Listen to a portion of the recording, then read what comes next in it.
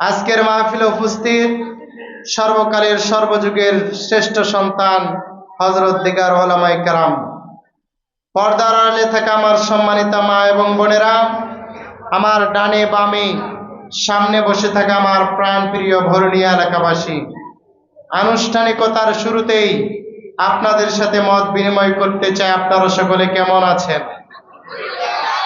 আমাদেরকে সুস্থ রেখেছেন কে? আল্লাহ তাআলার সাথে কি আমাদের কারো কোনো ধরনের শত্রুতা আছে? তারা আল্লাহর নাম জোরে বলতে গিয়ে যদি স্বরধ্বনি একটু বসেও যায়, গলার একটা রগ ছিঁড়েও যায়, মুসলমান কোনো সমস্যা আছে? তাহলে আওয়াজ দিয়ে বলতে হবে, আমাদেরকে রিজিক দান করেন কে? কেউ যেটা দেয় না সেটা দেন কে?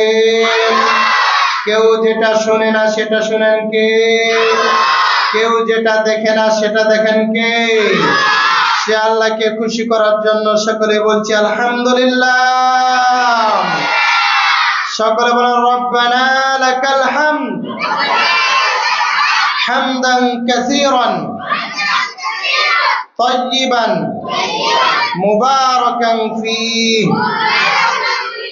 অসংখ্য দরুদ ও সালাম প্রেরণ হোক তাজদারে মদিনা দুলাল আমিনা সাইয়্যিদুল মুরসালিন সাইয়্যিদুল কাউনাইন নবিকুল শিরোমণি মা আমিনার নয়নমণি হুজুর আকরাম নবী মুকাররম, যার আদর্শের মধ্যে শান্তি, যার আদর্শের মধ্যে কল্যাণ, যার আদর্শের মধ্যে মুক্তি, মানবতার বন্ধু, মানবতার মুক্তির দূত, সর্বকালের সর্বযুগের শ্রেষ্ঠ মহামানব বিশ্বনবী জনাব মুহাম্মদুর রাসূলুল্লাহ সাল্লাল্লাহু আলাইহি ওয়াসাল্লামের উপর। সম্মানিত উপস্থিতি, আমি আমার মূল আলোচনায় প্রবেশ করব। তবে যেহেতু এটা তাফসিরুল কোরআন মাহফিল, এজন্য কোরআনের তাৎপর্য নিয়ে আমাদেরকে শুরুতে একটু বলা এবং শোনা দরকার, ঠিক কিনা? কোরআনের 2-4 মিনিট কোরআনের তাৎপর্য বিষয়ে একটু আলোকপাত করে আমি আমার মূল আলোচনায় প্রবেশ করব ইনশাআল্লাহ। আল্লাহ রাসূল বলেছেন, মান ক্বালা বিহি সাদাকা, যে ব্যক্তি কোরআন দিয়ে কথা বলে সে সত্য কথা বলে। ওয়ামান আমিলা বিহি উজিরা, যে ব্যক্তি কোরআন অনুযায়ী আমল করে এর প্রতিদান আল্লাহ তাআলা কুদরতি হাত দিয়ে সে বান্দাকে দান করেন। ওয়ামান হাকামা বিহি আদিলা, আর যে ব্যক্তি কোরআন অনুযায়ী মানুষের মাঝে বিচার ফায়সালা করে সেই ব্যক্তি ন্যায় বিচার কায়েম করতে পারে। এরপরে আমাদের কথা বলেছেন, আমরা যারা দাঈ ইলাল্লাহ রয়েছি, ওয়ামান দাআ ইলাইহি হাদা, যে আলেম, যে বক্তা মানুষকে কোরআন দিয়ে ইসলামের পথে আহ্বান করে, আল্লাহ তাআলা সেই সমস্ত আলেমকে, বক্তাকে হেদায়েতের উপরে অটল রাখেন। আপনাদের কথাও বাদ যায় নাই। এরপরে আপনাদের কথা বলেছেন, ফাকাদ হুদিয়া ইলা সিরাতিম মুস্তাকিম, আর যারা এই কোরআনের আহ্বানে, কোরআনের ডাকে সাড়া দেয়, আল্লাহ তাআলা তাদেরকে সিরাতে মুস্তাকিম অর্থাৎ হেদায়েত নসিব করে দেন। বলেন সুবহানাল্লাহ। তাহলে বোঝা গেল, আমরা যদি হেদায়েত পেতে চাই আমাদেরকে কোরআন থেকে বলতে হবে, কোরআন থেকে আমাদেরকে আলোচনা শুনতে হবে। কথা বলেন ঠিক কিনা? এজন্য যতক্ষণ আলোচনা হবে কোরআন থেকে হবে, কোরআনের বাইরে একটি কথাও হবে না ইনশাআল্লাহ। আমার বাবাজিরা, আমার বন্ধুগণ, এটা আমার কথা নয়, আমার আল্লাহ রব্বুল আলামিন আজ থেকে প্রায় 1500 বছর পূর্বে তার কোরআনুল কারীমের 14 নম্বর সূরা ইব্রাহিমের শুরুতে আল্লাহ পাক জানিয়ে দিয়েছেন, আল্লাহ রাব্বুল আলামিন বলেন, কিতাবুন আনজালনাহু ইলাইকা লিতুখরিজান নাসা মিনাজ যুলুমাতি ইলান নূর।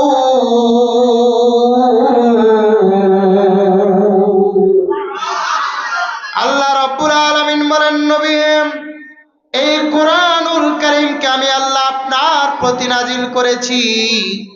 এই কোরআনুল কারীমকে আমি আল্লাহ কি জন্য আপনার উপরে নাজিল করলাম, তার কারণ হলো লিতুখরিজান নাস মিনাজ যুলুমাতি ইলান নূর।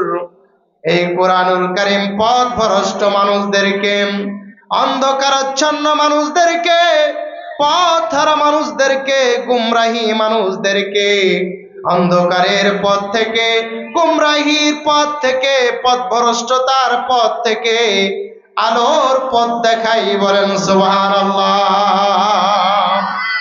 আল্লাহ তাআলা বলেন এই কোরআনুল কারীম এজন্যই নাজিল করেছি লিতুখরিজান নাস, এই কোরআনুল কারীম মানুষকে অন্ধকার থেকে, জাহিলিয়াত থেকে আলোর পথে পরিচালিত করে। সুবহানাল্লাহ। এজন্য আমার বাবাজিরা, আমার বন্ধুগণ, এই কোরআনুল কারীমের আলোচনা শুনলে আমাকে আপনাকে হেদায়েত দান করবেন কে? এই কোরআনুল কারীমের আলোচনা শুনলে আমার আপনার ঈমান বাড়িয়ে দিবেন কে? আস্তে বলবেন না, জোরে বলেন কে? এই কোরআনুল কারীমের আলোচনা শোনার পরে কি সকলের ঈমান বাড়বে? জোরে বলেন। সকলের ঈমান বাড়বে না। কারণ এই কোরআনুল কারীম আল্লাহ রাসূল আবু বকরের সামনেও তেলাওয়াত করছেন, আবু জেহেলের সামনেও তেলাওয়াত করছেন। আবু বকরের সামনে তেলাওয়াত করার পরে হযরতে আবু বকরের ঈমান বৃদ্ধি পেয়েছে না কমেছে? আর আবু জেহেলের সামনে এই কোরআন তেলাওয়াত করার পরে আবু জেহেলের ঈমান বাড়ছে না কমছে? তাহলে বোঝা গেল হযরতে আবু বকর, উমর, বিশ্ব নবীর উত্তরসূরি যারা যারা এই কোরআনুল কারীমের আলোচনা শুনবে তারা কথা বলেন ঠিক কিনা মুসলমান? আর আবু জেহেল, আবু লাহাব, উতবা, সাইবা, ফেরাউন, নমরুদের উত্তরসূরি যারা যারা এই কোরআনুল কারীমের আলোচনা শুনতে এসে আড্ডা মারবে তারা কথা বলেন ঠিক কিনা মুসলমান? নাহলে আপনি তাফসীর শুনতে আসছেন, তাফসীর না শুনে আপনি যেখানে সেখানে আড্ডা দিবেন কেন? আপনার উদ্দেশ্য তো ভালো না। আমার বন্ধুগণ, আমার বাবাজিরা, এটা আমার কথা নয়, আমার আল্লাহ রাব্বুল আলামিন আজ থেকে প্রায় 1500 বছর পূর্বে তার কোরআনুল কারীমের 8 নাম্বার সূরা, জোরে বলেন কত নাম্বার সূরা? 8 নাম্বার সূরা, সূরাতুল আনফালের 8 নাম্বার আয়াতের মধ্যে আল্লাহ রাব্বুল আলামিন জানিয়ে দিয়েছেন। আল্লাহ রাব্বুল আলামিন বলেন, ইন্নামাল মুমিনুনাল্লাযীনা ইযা যুকিরাল্লাহু ওয়াজিলাত কুলুবুহুম ওয়া ইযা তুলিয়াত আলাইহিম আয়াতুহু زادتهم إيمانا وعلى ربهم يتوكلون।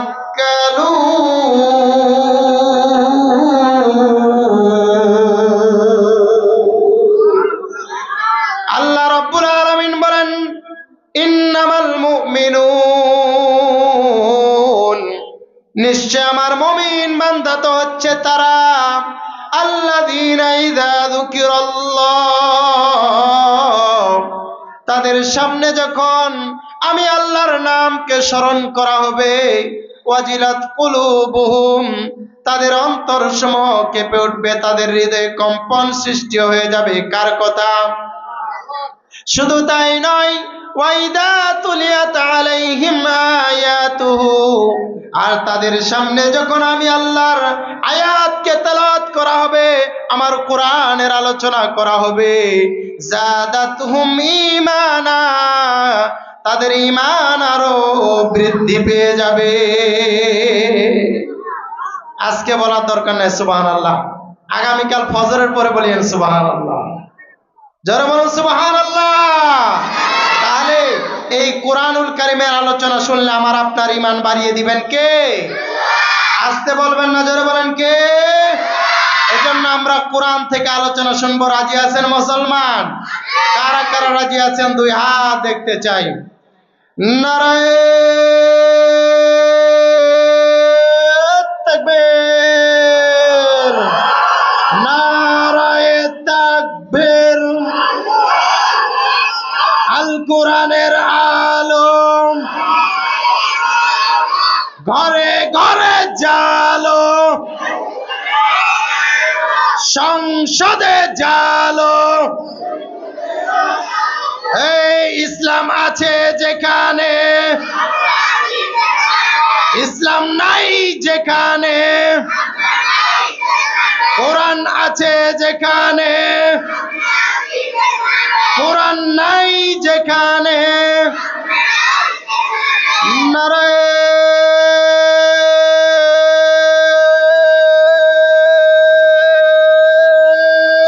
তাকবীর। আল্লাহ তাআলা আমাদেরকে কবুল করুন, বলেন আমিন। আমার বাবাজিরা, একটু কোরআনের তাৎপর্য নিয়ে আলোচনা করলাম। এখন আমি আমার মূল আলোচনায় প্রবেশ করব। আর কথা নয়, এক্ষুনি মূল আলোচনায় প্রবেশ করব ইনশাআল্লাহ। আপনারা আছেন তো নাকি সাথে ইনশাআল্লাহ? আমি আজকে আপনাদের সম্মুখে মহাগ্রন্থ আল কোরআনুল কারীমের 4 নাম্বার সূরা, কত নাম্বার সূরা? 4 নাম্বার সূরা, সূরাতুন নিসার 105 নাম্বার একটি আয়াত তেলাওয়াত করেছি। ইনশাআল্লাহ আমি আমার তেলাওয়াতকৃত আয়াতের আলোকে আলোচনা পেশ করার চেষ্টা করব। আল্লাহ পাক যেন আমাদের সকলকে কথাগুলির উপরে আমল করার তৌফিক দেন, বলেন আমিন।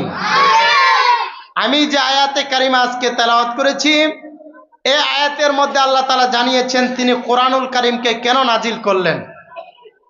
আল্লাহ কোরআন নাজিল করার উদ্দেশ্য কি, তার লক্ষ্য কি, কেন তিনি আমাদেরকে কোরআনুল কারীম দান করলেন, এটা জানার দরকার আছে না নাই? আজকে আমরা জানবো আল্লাহ তাআলা কেন কোরআনুল কারীমকে নাজিল করেছেন।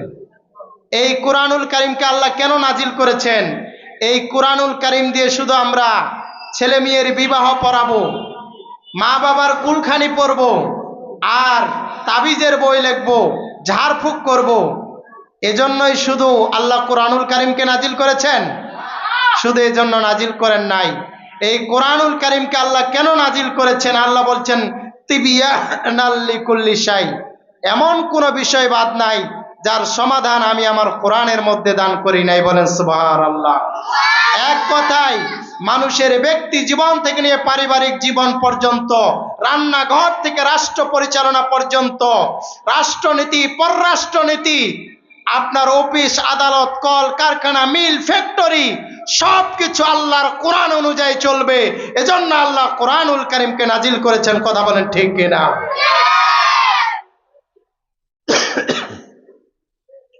আমার বাবাজিরা, আমার বন্ধুগণ, আল্লাহ রাব্বুল আলামিন কোরআনুল কারীমের 4 নাম্বার সূরা, সূরা নিসার 105 নাম্বার আয়াতের মধ্যে আল্লাহ রাব্বুল আলামিন জানিয়ে দিয়েছেন, আল্লাহ রাব্বুল আলামিন বলেন, ইন্না আনজালনা ইলাইকাল কিতাবা বিল হক লিতাহকুমা বাইনান নাসি বিমা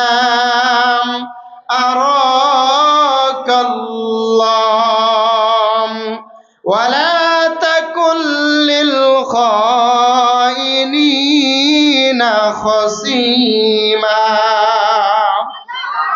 আল্লাহ রাব্বুল আলামিন বলেন, নবী, নিশ্চয় কোরআনুল কারীমকে আমি আল্লাহ আপনার প্রতি সত্য সহকারে নাজিল করেছি।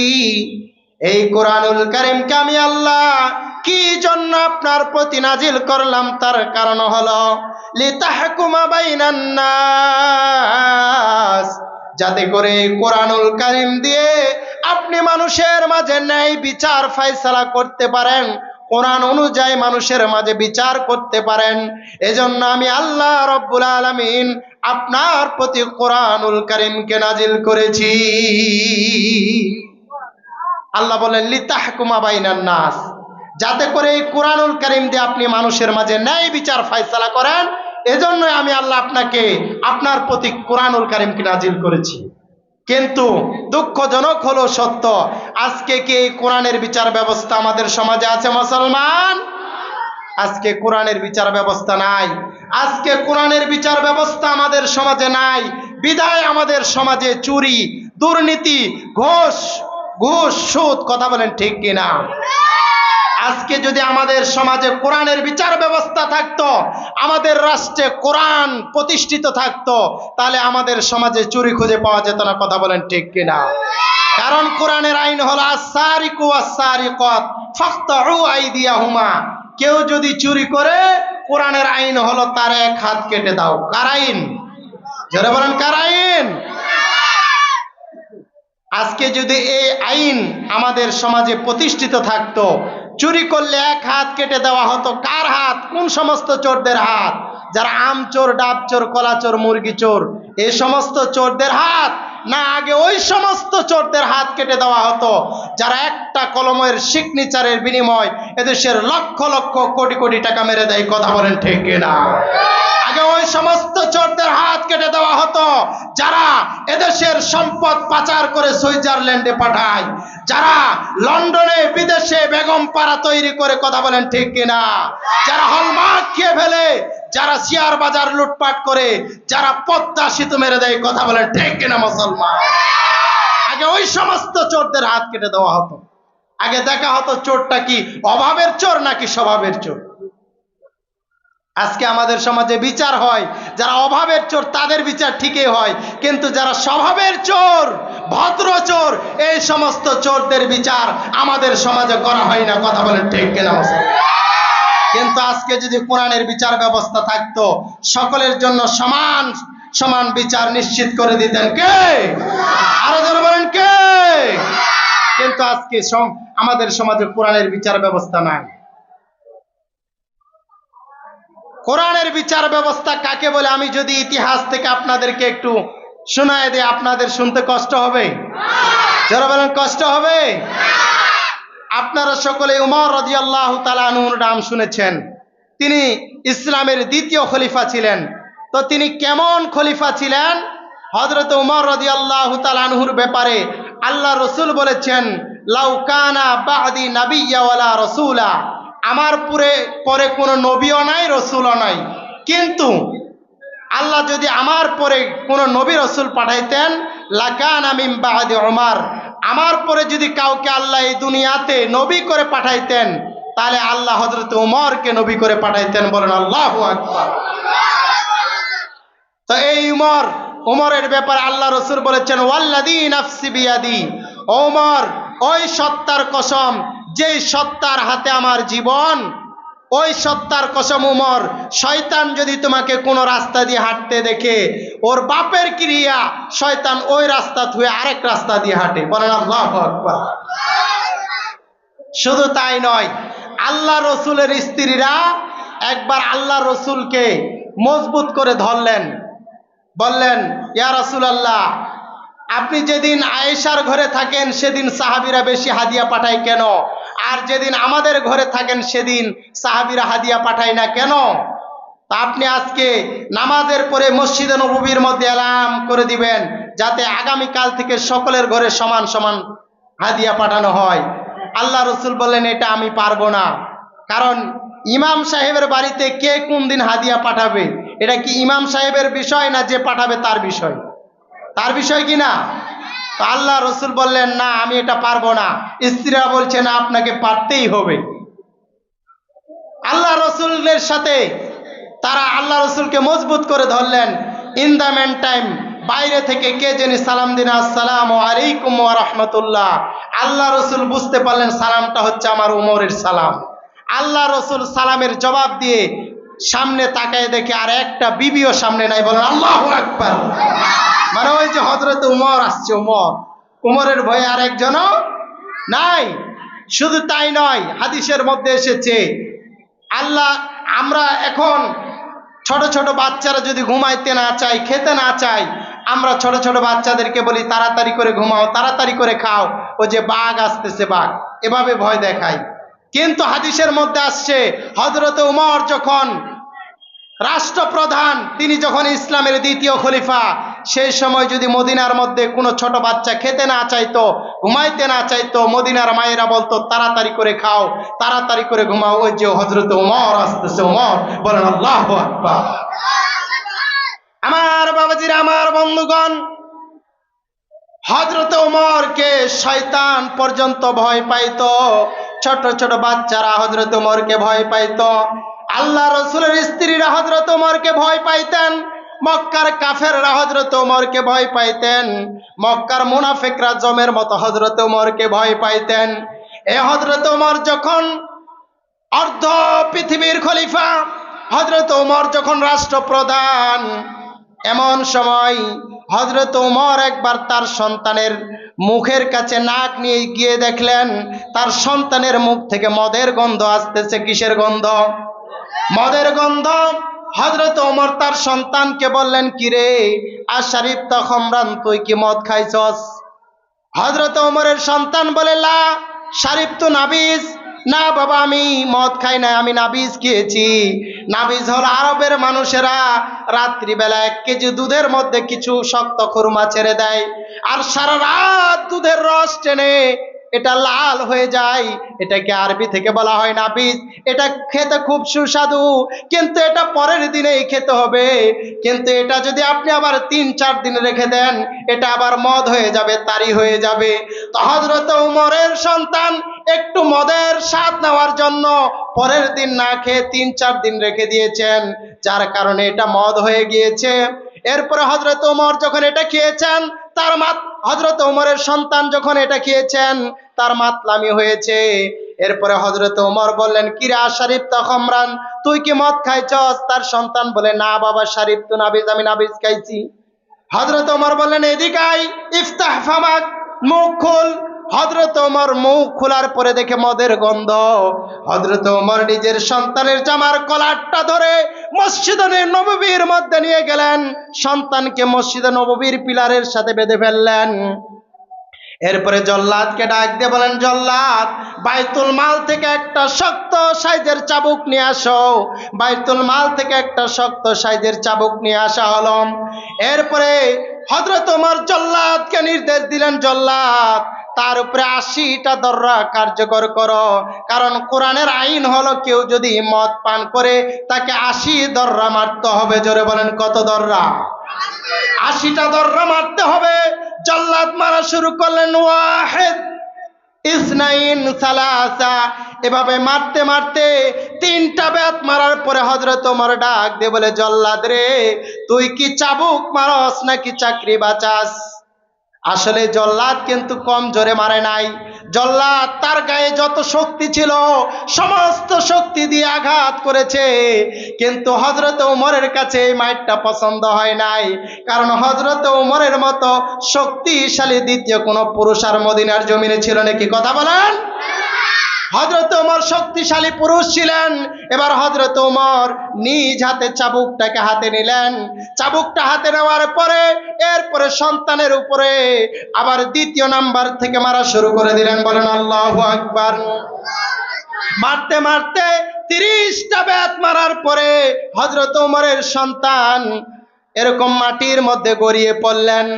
মাটির মধ্যে গড়াগড়ি করতেছেন। হযরত ওমরের সন্তান ডাক দিয়ে বলে, আব্বাজান, আল্লাহর ওয়াস্তে আপনি আমাকে মাফ করে দেন, আমি আর কোনোদিন মদ খাবো না, আমার ভুল হয়ে গেছে। এরপর হযরত ওমরের স্ত্রী ডাক দিয়ে বলে, আমিরুল মুমিনিন, খলিফাতুল মুসলিমিন, সন্তানটাকে আপনি আল্লাহর ওয়াস্তে মাফ করে দেন। 30টা বেত মারা হয়েছে, আরো 50টা বেত বাকি রয়েছে। প্রত্যেকটা বেতের বিনিময়ে একটা করে উট আমি আল্লাহর রাস্তায় সদকা করে দিব। আল্লাহর ওয়াস্তে সন্তানটাকে আপনি মাফ করে দেন। হযরত ওমর ডাক দিয়ে বলে, আবু শাহামার মা, দূর হয়ে যাও। আজকে পৃথিবীর কোন শক্তি আবু শাহামাকে আমার হাতের শাস্তি থেকে রক্ষা করতে পারবে না, কারণ আমার কাছে সব কিছুর উপরে হলো আল্লাহর কোরআন। কথা বলেন ঠিক কিনা? হযরত ওমর বললেন, দূর হয়ে যাও, আমাকে আল্লাহর আইন কার্যকর করতে দাও। হযরত ওমর আবার সন্তানের উপরে 31 নাম্বার থেকে মারা শুরু করে দিলেন। বলেন আল্লাহু আকবার। আমার বাবাজিরা, আমার ভাইরা, হযরত ওমর 50টা বেত মারার পরে হযরত ওমরের সন্তান দুনিয়া থেকে বিদায় নিয়ে নিল। এরপরে হযরত ওমর ডাক দিয়ে বলে, তাকে গোসল দাও, জানাজা দাও। হযরত ওমর নিজ হাতে সন্তানকে গোসল দিলেন, এরপরে নিজে সন্তানের জানাজার নামাজের ইমামতি করলেন। এরপরে আবার সন্তানকে দাফন কাজ সম্পূর্ণ করার পরে আবার সন্তানের কবরের উপরে 51 নাম্বার থেকে মারা শুরু করে দিলেন। বলেন আল্লাহু আকবার।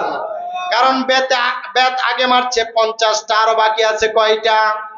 জরবান আরো বাকি আছে কয়টা? আরো 30টা বেত বাকি রয়েছে। হযরত ওমর বাকি 30টা বেত সন্তানের কবরের উপরে মারে পূর্ণ করলেন। এরপরে হযরত ওমর বাড়ির মধ্যে এসে ঘরের মধ্যে ঢুকে বালিশটা বুকের মধ্যে নিয়ে ডুকরে ডুকরে কাঁদতেছেন, ছোট্ট বাচ্চার মতো চিৎকার করে কাঁদতেছেন। হযরত ওমরের স্ত্রী ডাক দিয়ে বলে, আমিরুল মুমিনিন, প্রাণের স্বামী আমার, আপনাকে আমি এত করে বললাম সন্তানটাকে আপনি মাফ করে দেন, আপনি আমার কোনো কথাই শুনলেন না। 30টা বেত মারার পরে সন্তানটা অজ্ঞান হয়ে গেল। 50টা বেত মারার পরে সন্তানটা দুনিয়া থেকে বিদায় নিল।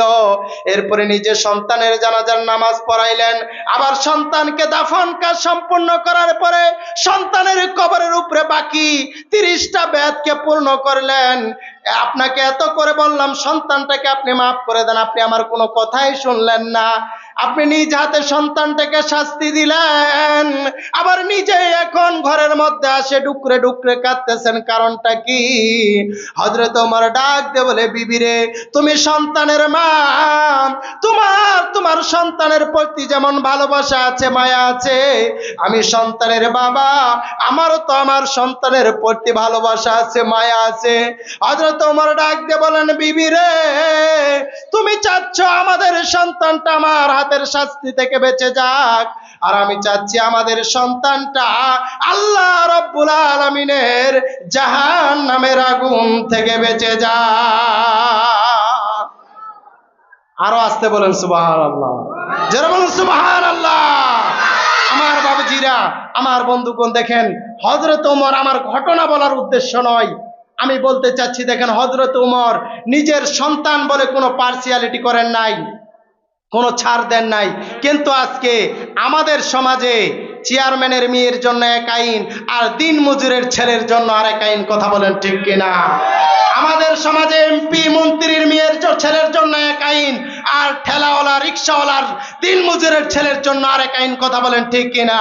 কিন্তু আজকে যদি আমাদের সমাজে কোরআনের বিচার ব্যবস্থা থাকতো, সকলের জন্য সমান সমান বিচার নিশ্চিত করে দিতেন কে? যারা বলেন কে? আজকে কোরআনের বিচার ব্যবস্থা না থাকার কারণে আজকে আমাদের সমাজে বৈষম্য। কথা বলেন ঠিক কিনা? বিশ্বাস করেন, এই যে ছাত্ররা 2024 সালের 5 আগস্ট নাকি 5 আগস্টে যে জীবন দিল, অনেকে শহীদ হলো, কি জন্য বলেন তো? বৈষম্য মুক্ত বাংলাদেশ গড়ার জন্য। কথা বলেন ঠিক কিনা? কিন্তু এখন আমাদের দেশ থেকে কি বৈষম্য দূর হয়েছে? হয় নাই। আর কিয়ামত পর্যন্ত হবে না, যতদিন আল্লাহর কোরআন সংসদে না যাবে। কথা বলেন ঠিক কিনা মুসলমান? বিশ্বাস করেন মুসলমান, মানুষের তৈরি করা তন্ত্র মন্ত্র দিয়ে, লেনিন, কার্ল মার্কস, মাও সেতুং, আব্রাহাম লিঙ্কনের তৈরি করা গণতন্ত্র দিয়ে এই পৃথিবীতে কখনো শান্তি প্রতিষ্ঠিত হয়নি, এবং হবে না, এবং কিয়ামত পর্যন্ত হতে পারে না। কথা বলেন ঠিক কিনা মুসলমান? আমার বাবাজিরা, আমার ভাইরা, এই পৃথিবীতে যদি শান্তি প্রতিষ্ঠিত করতে হয়, আল্লাহর কোরআনের রাজ আমাদেরকে প্রতিষ্ঠিত করতে হবে। কথা বলেন ঠিক কিনা? আমার বাবাজিরা, আমার বন্ধুগণ, আমি বলতে চাই, আগামীতে 5 আগস্টে যেভাবে ছাত্র জনতা নিজের বুকের তাজা রক্তকে রাজপথে ঢেলে দিয়েছিল বৈষম্য মুক্ত বাংলাদেশ গড়ার জন্য, আগামীতে এই বাংলাদেশে কোরআনের রাজ কায়েম করার জন্য মাথায় কাফনের কাপড় পরে বুলেটের সামনে বুক পেতে দিয়ে প্রয়োজনে ফাঁসির কাস্টে ঝুলতে হলে রাজপথে কারা কারা নিজের তাজা রক্ত ঢেলে দিতে রাজি আছেন? 2 হাত দেখতে চাই মুসলমান। নারে তাকবীর, নারায়ে তাকবীর। আল কোরআনের আলো সংসদে জালো, কোরআন আছে যেখানে, কোরআন নাই যেখানে। নারে তাকবীর। বাবাজিরা, আমার বন্ধুগণ, এজন্য আমি বলতেছিলাম আবার আজকের যে তেলাওয়াতকৃত আয়াত, আমি কিন্তু পয়েন্ট আকারে কথা বলতেছি। আমার আজকের আলোচনার বিষয় হলো ন্যায় বিচার। যারা বলেন কি ন্যায় বিচার, তাহলে আল্লাহ তাআলা সূরা নিসার 105 নম্বর আয়াতে সেই কথাটাই বলছেন যে এই কুরআনুল কারীমকে আমি আল্লাহ এজন্য নাজিল করেছি